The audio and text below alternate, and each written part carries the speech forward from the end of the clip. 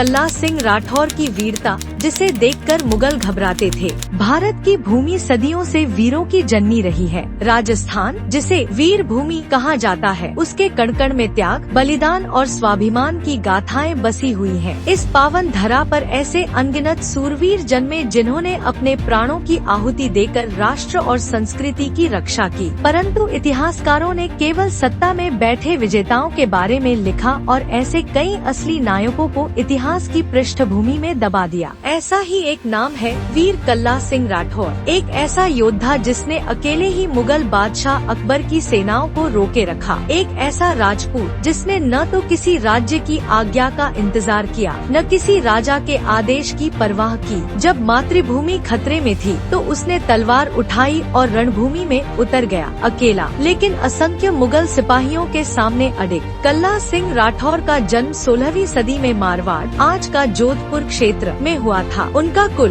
राठौर राजपूतों का था, जो वीरता और युद्ध कौशल के लिए प्रसिद्ध थे। वे मारवाड़ नरेश मालदेव राठौर के समकालीन माने जाते हैं। कल्ला सिंह बचपन से ही अजीब किस्म के बालक थे, शांत, लेकिन जब भी अन्याय या अपमान की बात आती तो उनकी आंखों में आग जलने लगती थी। घुड़सवारी, तलवारबाजी, भाला प्रहार, इन सभी विद्याओं में वे अद्वितीय थे। उनका घोड़ा रणबांकुरा कहा जाता था, जो युद्ध के समय बिजली की गति से दौड़ता था। 16वीं सदी में जब अकबर भारत की सत्ता को समेटने निकला तो उसकी निगाह राजस्थान के राजपूत राज्यों पर पड़ी। अकबर जानता था कि जब तक राजपूत झुकेंगे नहीं, तब तक उसकी सल्तनत अधूरी रहेगी। इसीलिए उसने एक एक करके मेवाड़, मारवाड़, आमेर, बीकानेर और जैसलमेर को अपने अधीन करने का प्रयास किया।